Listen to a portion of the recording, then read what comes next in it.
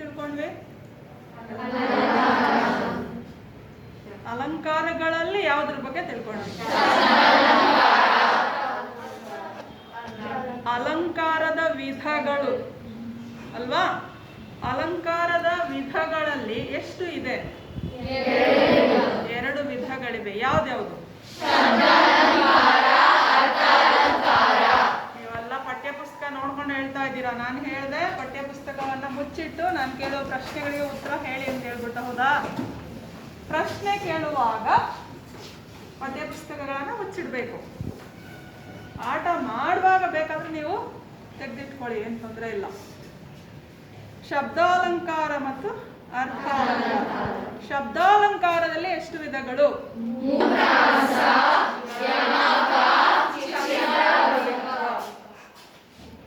ಅನುಪ್ರಾಸ ಅಥವಾ ಪ್ರಾಸ, ಇದರಲ್ಲಿ ಎಷ್ಟು ವಿಧಗಳಿವೆ?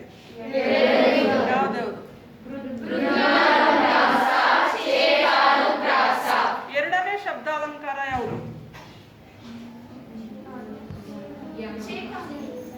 ಶಬ್ದಾಲಂಕಾರಗಳಲ್ಲಿ ಎರಡನೇ ವಿಧ ಯಮಕಾಲಂಕಾರ, ಹೌದಾ?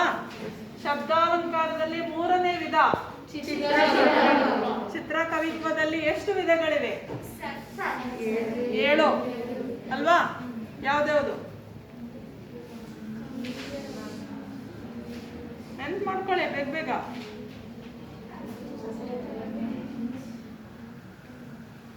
ಏಕಾಕ್ಷರ,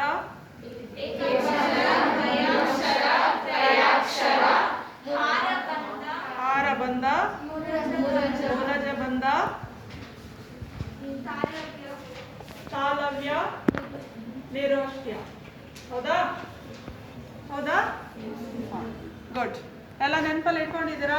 ಪರವಾಗಿಲ್ಲ. ಇದೇ ಥರ ಮುಂದುವರ್ಸ್ಕೊಂಡೋಗಿ ಅವತ್ತವತ್ತು ಮಾಡಿದ ಪಾಠಗಳನ್ನು ನೆನಪಲ್ಲಿ ಇಟ್ಕೊಂಡ್ರೆ ಮತ್ತೆ ಓದೋ ಅವಶ್ಯಕತೆನೇ ಇರೋದಿಲ್ಲ. ನೆನ್ಪು ಮಾಡ್ಕೋತಾ ಇರಬೇಕು ಅವಾಗವಾಗ. ಓಕೆ, ಇವತ್ತಿನ ದಿನ ನಾವು ಅರ್ಥಾಲಂಕಾರಗಳ ಬಗ್ಗೆ ತಿಳ್ಕೊಳ್ಳೋಣ, ಆಯಿತಾ? ಪುಟದ ಸಂಖ್ಯೆ 133. ಪುಟದ ಸಂಖ್ಯೆ 133. ಅರ್ಥಾಲಂಕಾರಗಳಲ್ಲಿ ಸುಮಾರು 100ಕ್ಕೂ ಮಿಕ್ಕಿದ ಅಲಂಕಾರಗಳಿವೆ. ನಾನು ನೆನ್ನೆನೇ ಹೇಳಿದೆ, ಅರ್ಥಾಲಂಕಾರದಲ್ಲಿ 100ಕ್ಕೂ ಜಾಸ್ತಿ ಅಲಂಕಾರಗಳಿವೆ. ಅವುಗಳಲ್ಲಿ 6 ಅಲಂಕಾರಗಳನ್ನು ಪ್ರೌಢ ಶಿಕ್ಷಣ ಹಂತದಲ್ಲಿ ತಿಳಿದುಕೊಂಡರೆ ಸಾಕು. ಈಗ ನೀವು ಕಲೀಲಿಕ್ಕಿರೋದು ಬರೀ 6 ಅಲಂಕಾರಗಳನ್ನು ಮಾತ್ರ.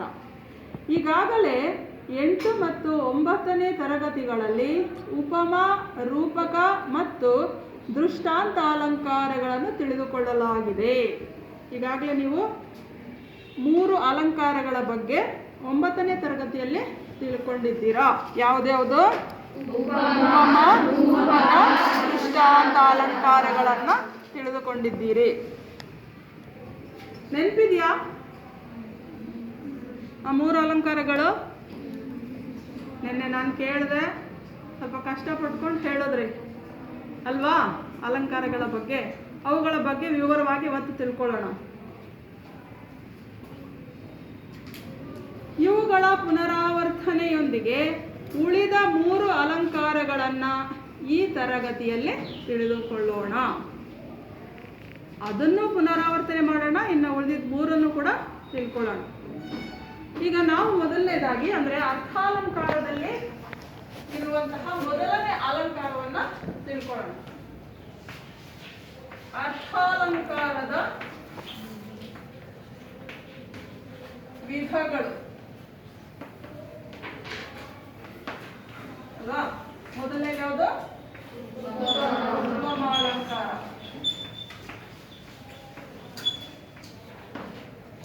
ಎರಡನೇದು ರೂಪಕಾಲಂಕಾರ. 3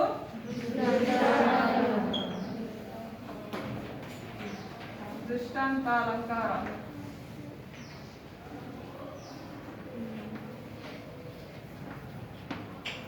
4 ಉತ್ಪ್ರೇಕ್ಷಾಲಂಕಾರ.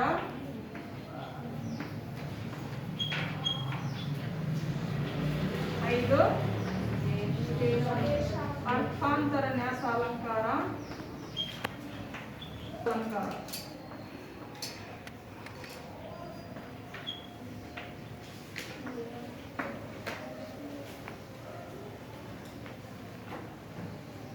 ಇದು ಅಲಂಕಾರಗಳು ಅಲ್ಲ, ಅರ್ಥಾಲಂಕಾರದ ವಿಧಗಳು. ಉಪಮಾಲಂಕಾರ, ರೂಪಕಾಲಂಕಾರ ಹೇಳಿ,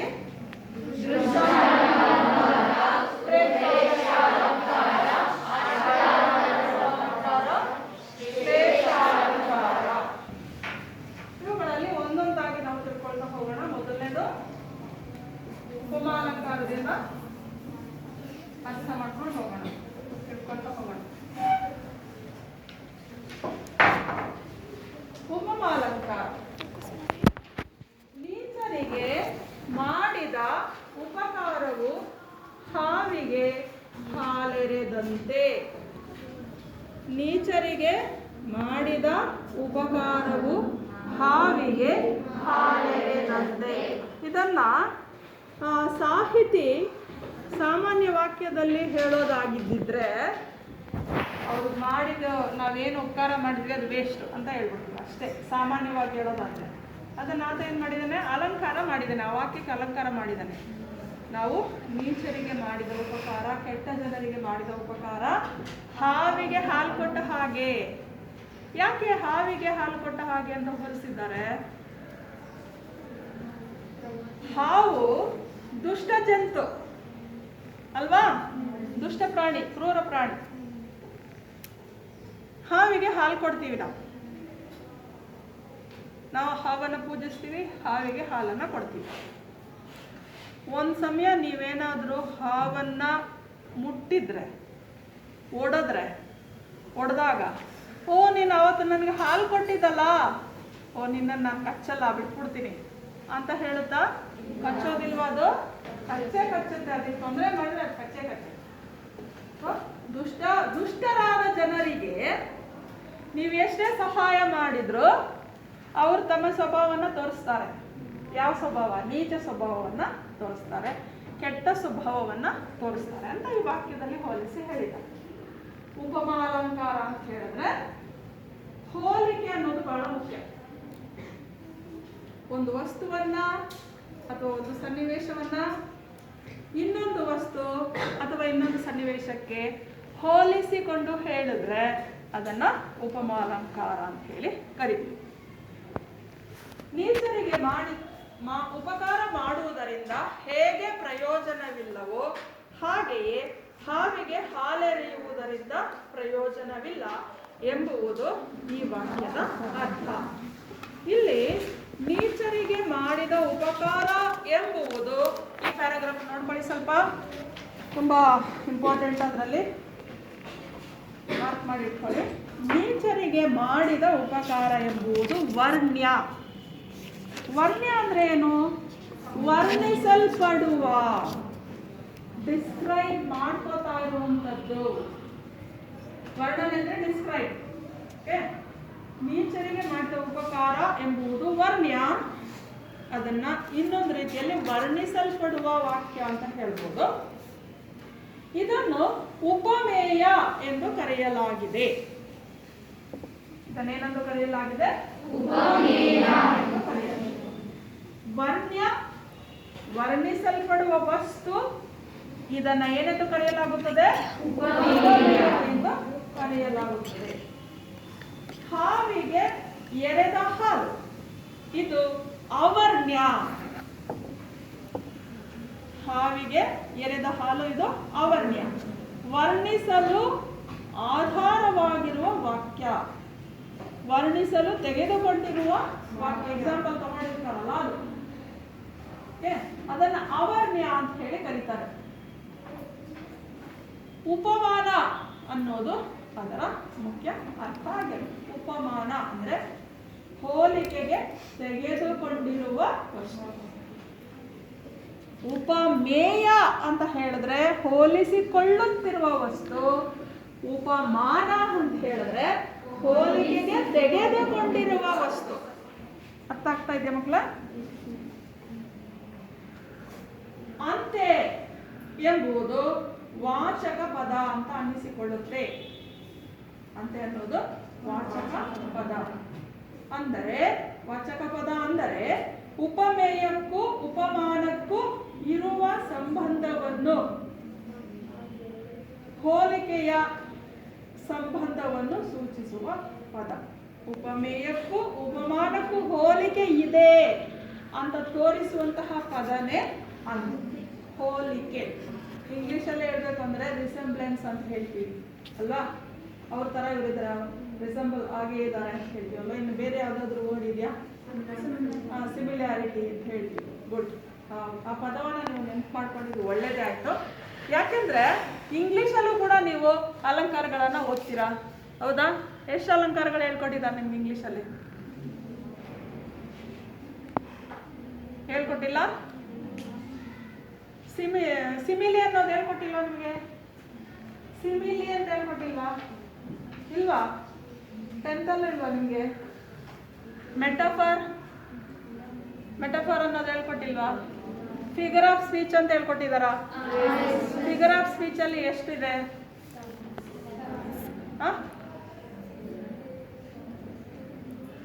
7 ಇದೆಯಾ ಫಿಗರ್ ಆಫ್ ಸ್ಪೀಚ್ ಅಲ್ಲಿ? Parts of speech ಯಾವ್ದಾಗಾದ್ರೆ?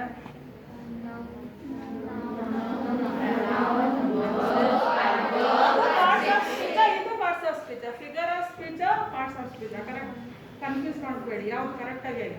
Figure of speech ಯಾವುದು? Parts of speech. Parts of speech correct ಆಗಿ ಹೇಳಿ. ಅದ್ರ ಫಿಗರ್ ಆಫ್ ಸ್ಪೀಚ್ ಯಾವುದು ಹೇಳ್ಕೊಂಡಿದ್ದಾರಾ ಇಲ್ವಾ? ನೆನಪು ಮಾಡ್ಕೊಳ್ಳಿ. 8th 9th 10th ಅಲ್ಲೂ ಹೇಳ್ಕೊಟ್ಟಿಲ್ಲ ಇನ್ನು. ಅಲಂಕಾರಗಳನ್ನೇ ಹೇಳೋದು ಫಿಗರ್ ಆಫ್ ಸ್ಪೀಚ್ ಅಂತ ಹೇಳಿ ಮಕ್ಕಳೇ. ಅದರಲ್ಲಿ ನನಗೆ ಗೊತ್ತಿರೋ ಪ್ರಕಾರ, ನಾನು ಕಲ್ತಿರೋ ಪ್ರಕಾರ ಮೆಟಫರ್, ಸಿಮಿಲಿ ಅನ್ನೋದು 2 ಅಲಂಕಾರಗಳು. ಈ ಸಿಮಿಲಿ ಅಂತ ನೀವು ಇವಾಗ ನೆನಪು ಮಾಡಿದ್ರಲ್ಲ, ಅದಕ್ಕೆ ನಾನು ಹೇಳಿದೆ. ಸಿಮಿಲಾರಿಟಿ, ಉಪಮಾ, ಹೋಲಿಕೆ. ಒಂದು ವಸ್ತುವನ್ನು ಇನ್ನೊಂದು ವಸ್ತುವಿಗೆ ಹೋಲಿಸಿ ಹೇಳೋದು. ಅಲ್ಲಿ ನಿಮಗೆ ಆ್ಯಸ್ ಲೈಕ್ ಆ್ಯಸ್ ಅಂತೆಲ್ಲ ಬರುತ್ತೆ ಇಂಗ್ಲೀಷಲ್ಲಿ. ಲೈಕ್ ಆ್ಯಸ್ ಅಂತ ಬರುತ್ತೆ. ಓಕೆ, ಹೋಲಿಕೆ, ಸಿಮಿಲಾರಿಟಿ ಬರೋದೇ ಉಪಮಾಲಂಕಾರ ಅಂತ ಅನ್ಸ್ಕೊಳ್ಳಿ. 2 ವಸ್ತುಗಳಿಗೆ ಪರಸ್ಪರವಾಗಿ ಇರುವ ಹೋಲಿಕೆಯನ್ನ ಹೇಳುವುದೇ ಉಪಮಾಲಂಕಾರವೆನಿಸಿಕೊಳ್ಳುತ್ತದೆ.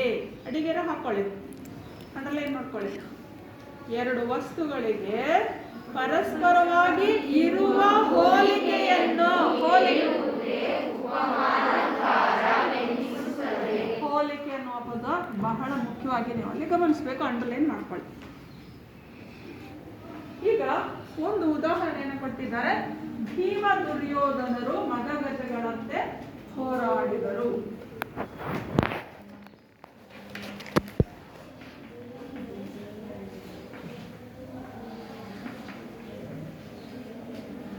ಭೀಮ ದುರ್ಯೋಧನರು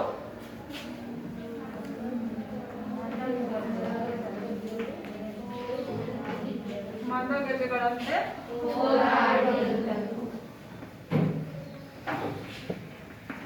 ಇದು ಅಲಂಕಾರಬದ್ಧವಾದಂತಹ ವಾಕ್ಯ. ಅದರಲ್ಲೂ ಉಪಮಾಲಂಕಾರಕ್ಕೆ ಉದಾಹರಣೆಯಾಗಿರುವಂತಹ ವಾಕ್ಯ. ಈಗ ಉಪಮಾಲಂಕಾರ ಕ್ವಶನ್ ಕೊಟ್ರೆ, ನಿಮ್ಗೆ ಎಕ್ಸಾಮ್ ಅಲ್ಲಿ ಕ್ವಶನ್ ಕೊಟ್ರೆ ಹೆಂಗ್ ಕೊಡ್ತಾರೆ? ಅಲಂಕಾರವನ್ನ ಹೆಸರಿಸಿ ಸಮನ್ವಯಗೊಳಿಸಿರಿ ಅಂತ ಕೊಡ್ತಾರೆ 3 ಮಾರ್ಕ್ಸ್ಗೆ.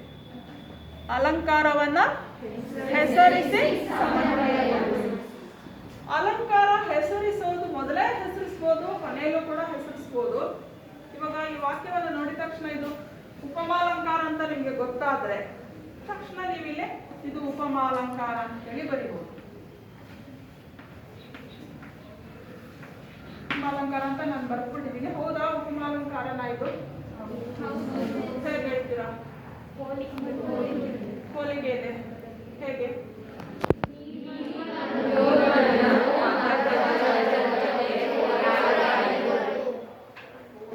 ಭೀಮ ದುರ್ಯೋಧನರು ಮದಗಜಗಳಂತೆ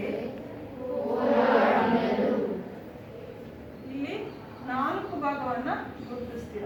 ಭೀಮ ದುರ್ಯೋಧನರು 1, ಮದಗಜಗಳು 2, ಅಂತೆ 3,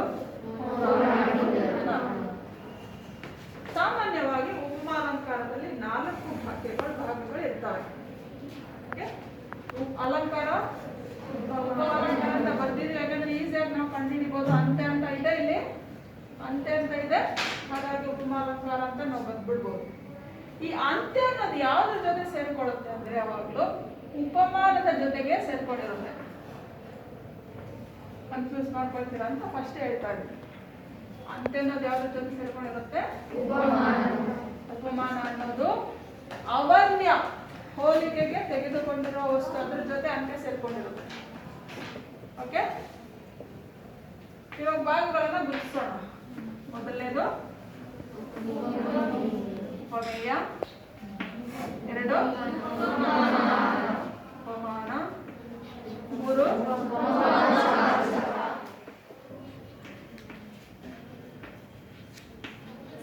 ನಾಲ್ಕು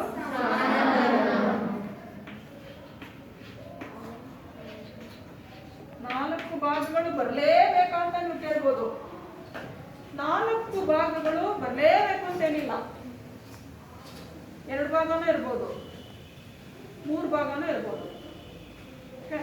2 ಭಾಗ ಹೋಗ್ಬೋದು, 3 ಭಾಗನೂ ಹೋಗ್ಬೋದು, 2 ಭಾಗ ಹೋಗ್ಬೋದು ಅಥವಾ 1 ಭಾಗನೂ ಹೋಗ್ಬೋದು.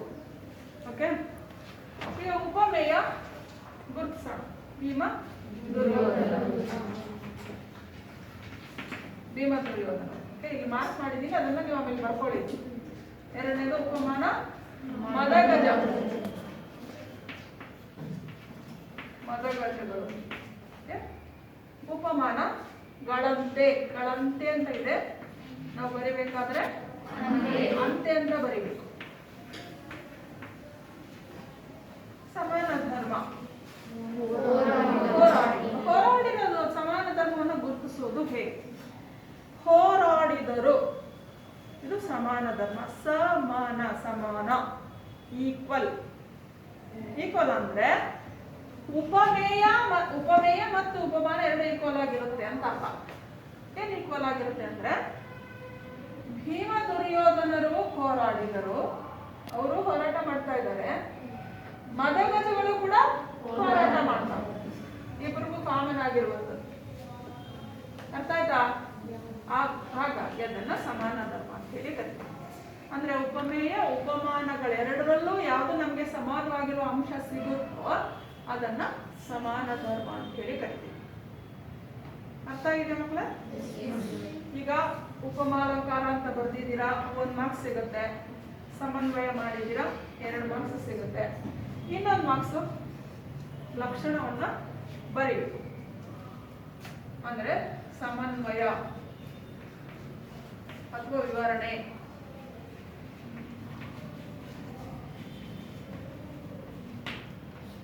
ಸಮನ್ವಯ ಅಥವಾ ವಿವರಣೆ. ಲೈನ್ನ ಬರ್ಕೊಂಡಿದ್ದೀರಾ?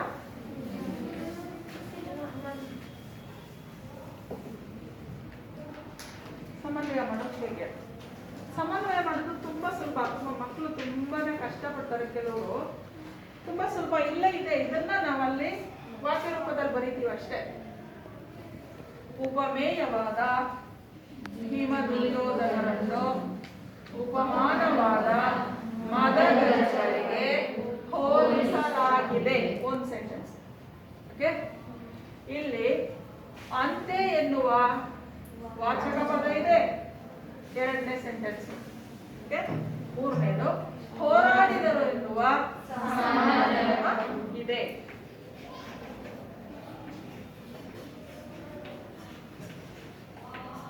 ಆದ್ದರಿಂದ ಇದು ಉಪಮಾಲಂಕಾರ ಅಷ್ಟೇ. ನಾನ್ಸಲ ಹೇಳ, ಉಪಮೇಯವಾದ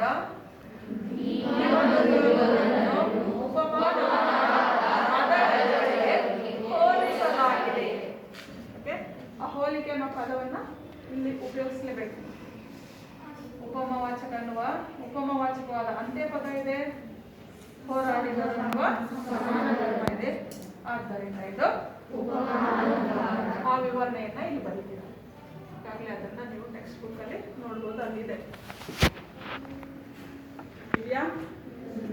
ಏನಂತ ಕೊಟ್ಟಿದ್ದಾರೆ?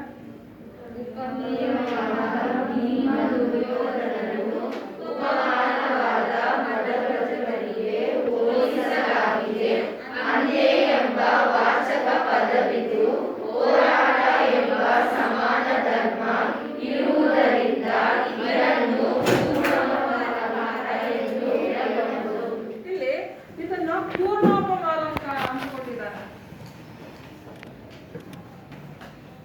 ಪೂರ್ಣೋಪಮಾಲಂಕಾರ.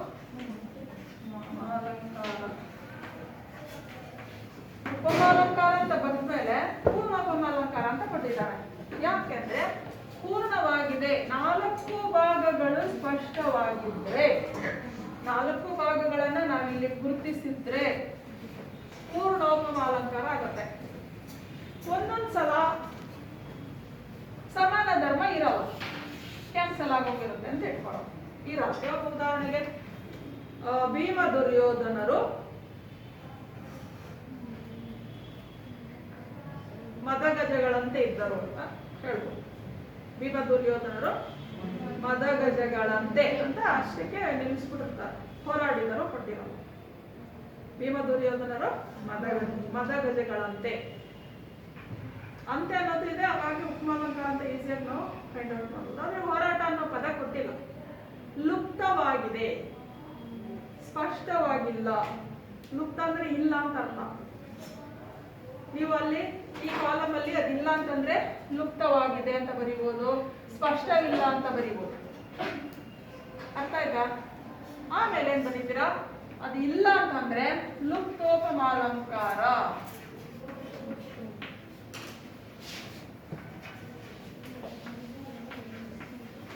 ಲುಪ್ತೋಪಮಾಲಂಕಾರ ಅಂತ ಬರೀತೀವಿ ಅಷ್ಟೇ. 1 ಭಾಗ 2 ಭಾಗ ಇಲ್ಲದೆ ಹೋದ್ರೆ ಲುಪ್ತೋಪಮಾಲಂಕಾರ ಅಂತ ಬರೀತೀವಿ. ಉಪಮಾಲಂಕಾರ ಅಂತ ಬಂದ್ರೆ ಮಾರ್ಕ್ಸ್ ಕೊಡ್ತಾರೆ, ಬರಿಲೇಬೇಕಂತ ಕಂಪಲ್ಸರಿನಾ ಅಂತ ನೀವು ಕೇಳ್ಬೋದು. ಫಸ್ಟ್ ಲ್ಯಾಂಗ್ವೇಜ್ ಆಗಿರೋದ್ರಿಂದ ಕೆಲವು ಟೀಚರ್ಸ್ ಎಕ್ಸ್ಪೆಕ್ಟ್ ಮಾಡ್ತಾರೆ ಪೂರ್ತಿ ಎಲ್ಲ ಕರೆಕ್ಟ್ ಆಗಿರ್ಬೇಕು ಅಂತ ಕೇಳ್ತಾರೆ. ಈಗ ಬೇರೆ ಸೈಡ್ ನಾವೇನೋ ಕೊಟ್ಬಿಡ್ತೀವಿ ಮಾರ್ಕ್ಸ್, ಎಲ್ಲ ಟೀಚರ್ಸ್ ಒಂದೇ ತರ ಇರೋದು.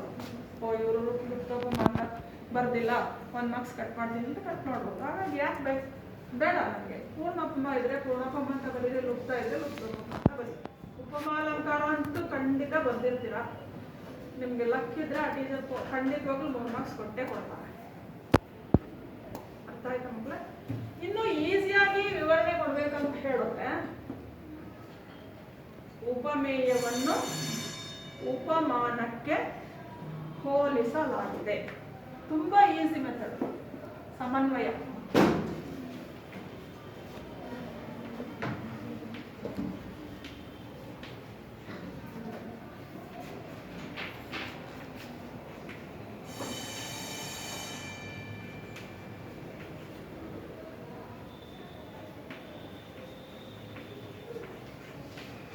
ಉಪಮೇಯವನ್ನ ಉಪಮಾನಕ್ಕೆ ಹೋಲಿಸಲಾಗಿದೆ. ಆದ್ದರಿಂದ ಇದು ಏನಾಗಿದೆ, ಉಪಮಾಲಂಕಾರ. ಅಷ್ಟೇ, ಈಸಿಯಾಗಿ ಬರೀಬೇಕು. ಸ್ವಲ್ಪ ಹೆಚ್ಚು ವಿವರಣೆ ಬೇಕಂದ್ರೆ ಇದನ್ನ ನೋಡ್ಕೊಂಡು ವಿವರಿಸಿ ಅಷ್ಟೇ. ಆಮೇಲೆ ಇನ್ನೊಂದು ನೆನಪಲ್ಲಿ ಇಟ್ಕೋಬೇಕು, ಯಾವಾಗ್ಲೂ ಆರ್ಡರ್ ಅನ್ನ ಫಾಲೋ ಮಾಡಿ. ಫಸ್ಟ್ ಯಾವಾಗ ಉಪಮೇಯ ತಗೊಳ್ಳಿ, ಉಪಮೇಯ ವರ್ಣ್ಯ, ಆಮೇಲೆ ಅವಳಿಗೆ ವಿವರಣೆ ಕೊಡುವಾಗ ಫಸ್ಟ್ ಯಾವಾಗಲೂ ಉಪಮೇಯ ನೆನಪಲ್ಲಿ ಇಟ್ಟು.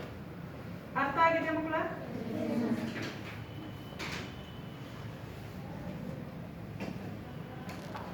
ಇನ್ನೊಂದು ಕೊಟ್ಟಿದ್ದಾರೆ ನೋಡಿ,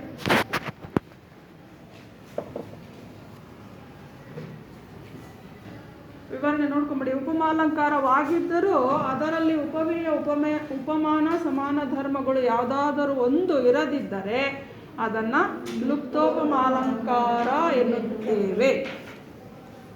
ಉದಾಹರಣೆಗೆ ಲುಪ್ತೋಪಮಾಲಂಕಾರಕ್ಕೆ ಉದಾಹರಣೆ ಅವರೇ ಕೊಟ್ಟಿದ್ದಾರೆ, ನೋಡ್ಕೊಳ್ಳಿ. ಮರವೇರಿದ ಮರ್ಕಟನಂತೆ. ಮರ್ಕಟ ಅಂದ್ರೇನು ಕೇಳಿದ್ದೀರಾ? ಮರ್ಕಟ ಅನ್ನುವಂತಹ ಪದ ಏನ್? ಮರ್ಕಟ ಅಂದ್ರೆ ಕೋತಿ. ಮರ್ಕಟ ಅಂದ್ರೆ ಕೋತಿ. ಮರವೇರಿದ ಮರ್ಕಟ, ಅಲ್ಲೇ ನೀವು ಗೆಸ್ ಮಾಡ್ಕೋಬೋದಲ್ವಾ, ಮರ ಏರೋದು ಯಾವುದು? ಕೋತಿ ತಾನೆ. ಮರವೇರಿದ ಮರ್ಕಟನಂತೆ ಉಪಮೇಯ ಲುಪ್ತವಾಗಿದೆ. ಉಪಮೇಯ ಇಲ್ಲ, ಏನಂತ ಕೊಟ್ಟಿಲ್ಲ ನೋಡಿ. ನಾನು ಹೇಳಿದೆ ಯಾವ್ದಾದ್ರು ಒಂದು ಭಾಗ ಇಲ್ಲದೆ ಹೋದ್ರೆ ಅದು ಲುಪ್ತೋಪಮಾಲಂಕಾರ. ಯಾವುದನ್ನ ಹೋಲಿಸ್ತಾ ಇದ್ದಾರೆ ಅಂತ ನಮ್ಗೆ ಗೊತ್ತಿಲ್ಲ.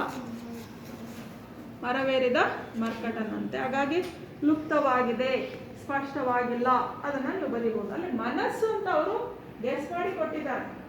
ನಮ್ಮ ಮನಸ್ಸು ಹೇಗಿರುತ್ತೆ ಅಂದ್ರೆ ಕೋತಿ ತರ, ಮರ ಏರಿರೋ ಕೋತಿ ಕೋತಿ ಥರ ಅಂತ. ಮರ ಏರಿರೋ ಕೋತಿ ಏನು ಮಾಡುತ್ತೆ? ಏನು ಮಾಡುತ್ತೆ ಮರ ಏರಿರೋ ಕೋತಿ? ಅಲ್ಲೇ ಕುತ್ಕೊಂಡಿರುತ್ತಾ? ಏನು ಮಾಡುತ್ತೆ? ಕೊಂಬೆಯಿಂದ ಕೊಂಬೆಗೆ, ಮರದಿಂದ ಮರಕ್ಕೆ ಜಂಪ್ ಮಾಡ್ಕೊಂಡು ಹಾರ್ಕೊಂಡು ಹೋಗ್ತಾ ಇರುತ್ತೆ. ಅದು ಅದ್ರ ಸ್ವಭಾವ. ನಮ್ಮ ಮನಸ್ಸಿದೆಯಲ್ಲ, ಆ ಮನಸ್ಸು ಕೂಡ ಹಾಗೆ ಕೆಲವೊಂದು ಸಲ ಇರುತ್ತೆ. ಏನು ಮಾಡೋದು? ಇವತ್ತು ಶಾಲೆಗೆ ಹೋಗೋದ ಬೇಡ? ಮನಸ್ಸು ಯೋಚನೆ ಮಾಡುತ್ತೆ, ಶಾಲೆಗೆ ಹೋಗೋದ ಬೇಡ? ಒಂದು ಮನಸ್ಸು ಹೇಳುತ್ತೆ, ಹೋಗು, ಇವತ್ತು ಅಲಂಕಾರ ಹೇಳ್ಕೊಡ್ತಾ ಇದ್ದಾರೆ, ಅಲಂಕಾರ 3 ಮಾರ್ಕ್ಸ್ ಬಂದೇ ಬರುತ್ತೆ, ಹೋಗು ಇವತ್ತು ಹೋಗ್ಬಿಟ್ಟು ಬಂದ್ಬಿಡು, ನಾಳೆ ಹೆಂಗಾದ್ರೂ ಹೋಗ್ಲಿ, ಇವತ್ತು ಹೋಗ್ಬಿಟ್ಟು ಬಂದ್ಬಿಡು ಅಂತ ಹೇಳುತ್ತೆ. ಇನ್ನೊಂದು ಮನಸ್ಸು ಹೇಳುತ್ತೆ, ಇವತ್ತು ಬೇಡ ಬೇಡ, ಹೆಂಗಿದ್ರು ಮಿಸ್ ಯೂಟ್ಯೂಬಲ್ಲಿ ಅಪ್ಲೋಡ್ ಮಾಡಿಬಿಡ್ತಾರೆ, ಅದು ನೋಡ್ಕೊಂಡು ಹೋಗ್ಕೊಂಡ್ರೆ ಆಯಿತು. ಹಾಗಾಗಿ ಇವತ್ತು ಚಳಿ ಬೇರೆ ಇದೆ, ಚೆನ್ನಾಗಿ ಒದ್ದಿಸ್ಕೊಂಡು ಮಲ್ಕೊಬಿಟ್ಟು 9 ಗಂಟೆಗೆ 10 ಗಂಟೆಗೆ ಎದ್ದು ಆರಾಮಾಗಿ ತಿಂಡಿ ತಿಂದು ಆಮೇಲೆ ಏನು ಕ್ಲಾಸ್ಗಳಿದೆ ಅದು ನೋಡ್ಕೊಳ್ಳೋಣ ಅಂತ ಮನಸ್ಸಿಗೆ ಯೋಚನೆ ಮಾಡುತ್ತೆ. 2 ಮನಸ್ಸಾಯ್ತು. ಪುನಃ ಅಮ್ಮ ಬಂದು ಎಬ್ಬಿಸ್ತಾರೆ, ಎದ್ದಳು, ರೆಡಿಯಾಗಿ ಹೋಗಿ ಶಾಲೆಗೆ. ಅಮ್ಮ ಇರಮ್ಮ 5 ನಿಮಿಷ ಇರಮ್ಮ ಅಂತ ಹೇಳಿ ಹಂಗೇ ಸ್ವಲ್ಪ ಟೈಮ್ ಪಾಸ್ ಮಾಡಿಬಿಟ್ಟು ಇನ್ನೊಂದು ಸ್ವಲ್ಪ ಹೊತ್ತಾದ್ಮೇಲೆ, ಅಮ್ಮ ಇವತ್ತು ಹೊಟ್ಟೆ ನೋಯ್ತಾ ಇದೆಯಮ್ಮ, ಇವತ್ತು ಹೋಗಲ್ಲಮ್ಮ ಶಾಲೆಗೆ ನಾನು, ಅಲ್ವಾ? ಮಾಡ್ತೀವ ಇಲ್ವಾ? ಆಮೇಲೆ ಗೊಂದಲಕ್ಕೆ ಸಿಗಾಕೊಳ್ಳುತ್ತೆ, ಹೋಗೋದಾ ಬೇಡವೋ. ಮನಸ್ಸಿನ ಸ್ಥಿತಿ ಈ ರೀತಿ, ಕೊಂಬೆಯಿಂದ ಕೊಂಬೆಗೆ ಹಾರುವಂತಹ ಕೋತಿಯ ಹಾಗೆ. ಅದಕ್ಕೆ ಬಸವಣ್ಣನವರು ಹೇಳಿರುವಂತಹ ಮಾತಿದ್ದು, ಮನಸ್ಸೆಂಬುದು ಮರವೇರಿದ ಮರ್ಕಟನಂತೆ. ಮರವೇರಿದ ಮರ್ಕಟ ಉಪಮಾನ, ವಾಚಕ ಶಬ್ದ ಅಂತೆ. ಸಮಾನ ಧರ್ಮ ಚಂಚಲತೆ. ಚಂಚಲತೆ ಅನ್ನೋದು ಕೂಡ ಸ್ಪಷ್ಟ ಆಗಿಲ್ಲ, ಕೊಟ್ಟಿಲ್ಲ ಅಲ್ಲಿ, ಆದರೆ ಇವ್ರು ಕೊಟ್ಟಿದ್ದಾರೆ. ಬ್ರಾಕೆಟಲ್ಲಿ ಬರ್ಕೋಬೇಕು, ನೀವು ಬ್ರಾಕೆಟ್ ಮಾಡ್ಕೊಳ್ಳಿ. ಅದನ್ನು ನೀವು ಲುಪ್ತವಾಗಿದೆ, ಸ್ಪಷ್ಟವಾಗಿಲ್ಲ ಅಂತ ಬರೀಬೋದು. ಸಮನ್ವಯ, ಉಪಮೇಯ ಲುಪ್ತವಾಗಿದೆ, ನೀವು ಸಮಾನ ಧರ್ಮನೂ ಲುಪ್ತವಾಗಿದೆ ಅಂತಲೂ ಬರೀಬೋದು. ಸಮನ್ವಯ ಮತ್ತು ಸಮಾನ ಧರ್ಮ ಮತ್ತು ಉಪಮೇಯ ಲುಪ್ತವಾಗಿದೆ, ಆದುದರಿಂದ ಇದು ಲುಪ್ತೋಪಮ ಅಲಂಕಾರ ಅಂತ ಈಸಿಯಾಗಿ ಕೊಟ್ಬಿಟ್ಟಿದ್ದಾರೆ. ಇನ್ನು ವಿವರಣೆ ಕೊಡ್ಬೇಕಂತ ಹೇಳಿದ್ರೆ, ಸ್ಪಷ್ಟವಾಗಿಲ್ಲದ ಉಪಮೇಯವನ್ನು ಮರವೇರಿದ ಮರ್ಕಟಕ್ಕೆ ಹೋಲಿಸಿ